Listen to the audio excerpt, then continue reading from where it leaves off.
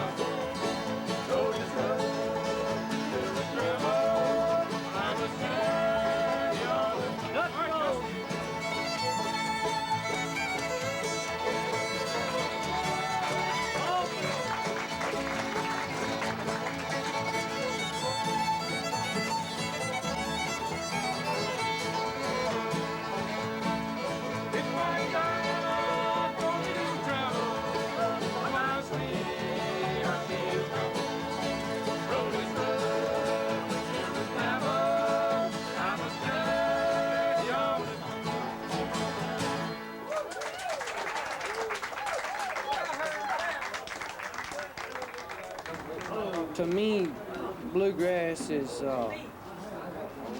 what country music and all that came from. It's the real country music. I mean, it's from back yonder, from back when, and they, you know, it came from Ireland and places like that where they brought their instruments over with them when they came across the ocean. And, you know, they had the fiddles and the forerunners of the five-string banjo and all that, guitars and things like that, mandolins they had. I guess they had these too. I don't know. You know, I don't know everything about all that. But of course, the roots for bluegrass goes back, you know, to Europe somewhere. I like it because it's a natural sound, plain instruments, and it's good, clean entertainment. It's a place where you can go and carry your family. You don't have to worry about a lot of drinking and stuff going on. It's clean, and we just do it as a hobby. Next to gospel. That's right. It's clean. We enjoy playing. And talk to me a little bit about the social side of bluegrass music. Well, you got people from all walks of life here. And no, bluegrass, not all walks. Well, no, let me take that back. we keep it clean. It's real clean. But I'm just saying that you got people from doctors on down to car salesmen, carpet cleaners, and so on like that. They're all nice. You mean people. Carpet cleaners on down to doctors? That's right.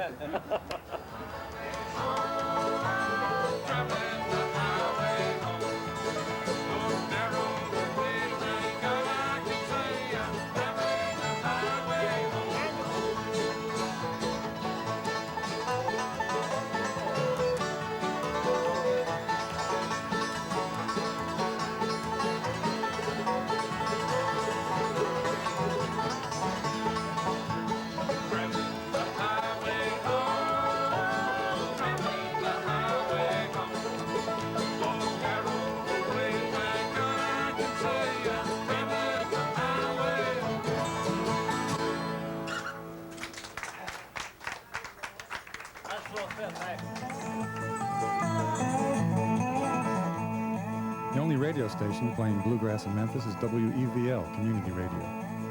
The only DJ playing it is the old Ridge Runner, Jim Lillard. That's the sound of the Bluegrass Masters here at the Ridge Runners Radio Ranch for a Sunday evening. Right before that, we were listening to Southern Blend, I Cried Again, and the Classic Country Gents with Here He Today talked with me about the music. Gone Tomorrow. It was an experiment with traditional string band forms, and its changes were brought about by the rise of records and performances, concerts, as opposed to country dances. Originally, old-time string band music was music for these dances where you had to be willing to play until the dancers were ready to drop, and just basically you just sat up there and sawed away. Played a lot slower music. When vaudeville came along, then records followed that. People became interested in performance. They wanted to see something exciting, so they stepped up the tempo and they started adding flashy instrumental solos, and eventually bluegrass was formed out of all of this, out of experimenting. So it's experimental music. Oh yeah, always. It's, where anybody got the idea that this is the same thing as what was being recorded by country string bands of the 20s and 30s is totally beyond me, because there's always been experiment in bluegrass. All right, I'd like to tell you a little bit about the different style that we do versus maybe a traditional bluegrass sound. And what we'll do a verse and a chorus here of an old traditional song, and then we'll change it up. We'll change keys and do a more modern version of the song called East Virginia Blues for you. Okay, great.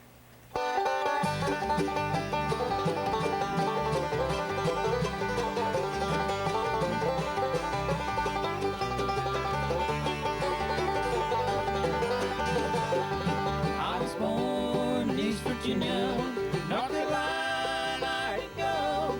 There I met a family, and her name I did not know. Her hair was dark and curly, and her cheeks were rosy red. On her breast she wore where alone lay my head. All right, that was more the traditional version of the song East Virginia Blues. Now we're going to change keys, change it up a little bit, and show you a more progressive version of it.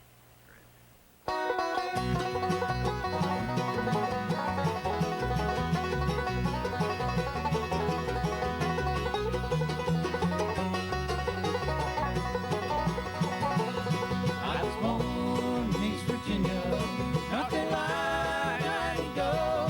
There I met a fair lady, and her name I did not know. Oh, her hair was dark and curly, and her cheeks were rosy red. On her breast she wore white linen, where alone lay my head. Okay, the early styles of banjo playing started out with two-finger style, which sounded like this.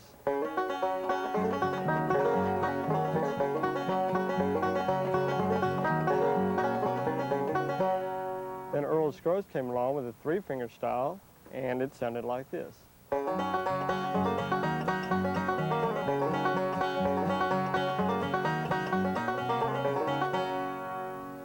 Bill Keith came along with a new version of melodic playing, and it sounds like this.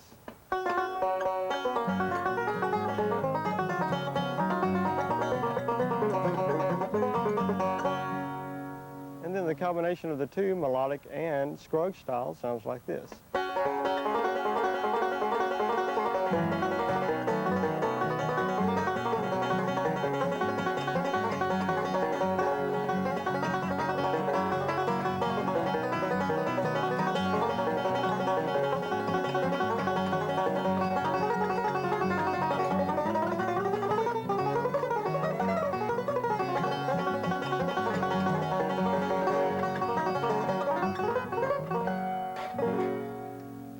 Thank you.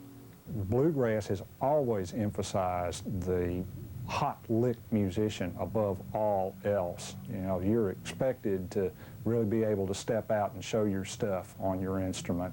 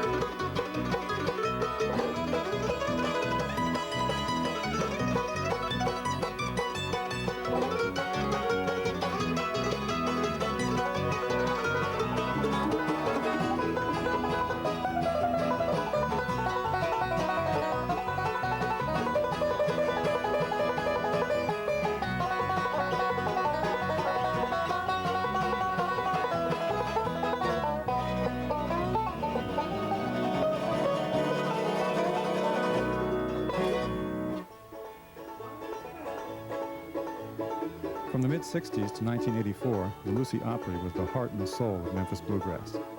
Doug Cole was its founder and guiding light. I think that was made at the second location that we moved to. What's this here? This was actually, I guess, the first good write-up that we got. It was in the Sunday's paper, I guess the little magazine that come in there, and I think they titled it Hillbilly versus the Hippies, something, and people poured in there, and from there on, the Lucy Opry was just skyrocketed. It was just went out of sight. We always kind of had a saying, if you went to Lucy Opry, you'd stay out of trouble and still have a good time. That's not bragging or nothing, but it's been good for a lot of people. And it's helped a lot of musicians as far as going on to bigger times, you know, in the music business. And there's still some of us old heads are still round the beating around on Friday nights. And, well, you should have just been down here in them days. You came too late. How did you feel when the old building burnt down? Was it a personal loss?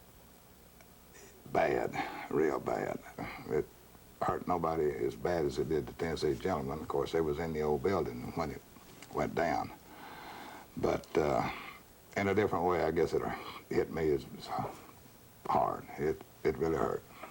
Because you go out by there now and there's nothing but a few ashes. But there was a lot of music went through them walls, bounced off of them, and a lot of people had a lot of good times at the old Lucy Opry.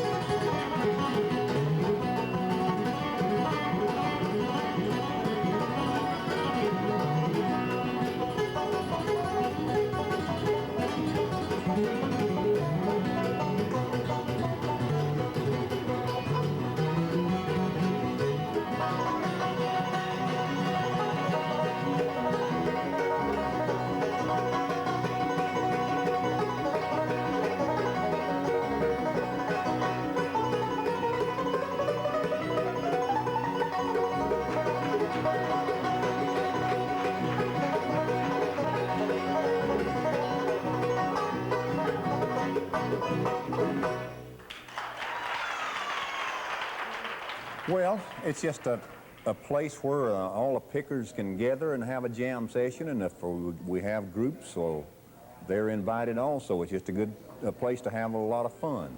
There's a lot of family, a lot of close friendship.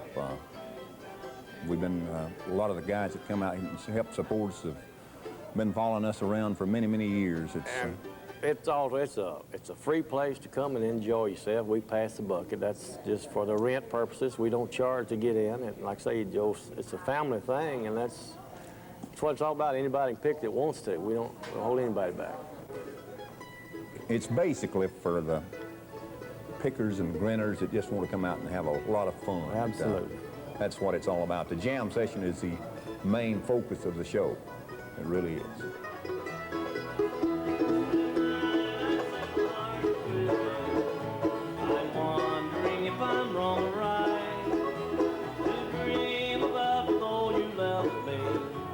I wonder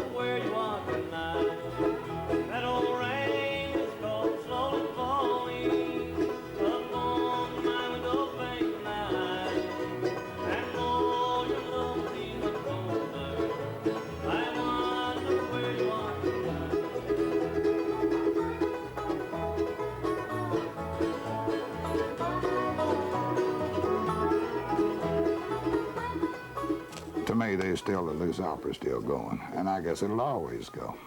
As long as Joe Taylor, Ken Bingham, or somebody's alive to keep it going, well, it'll keep running.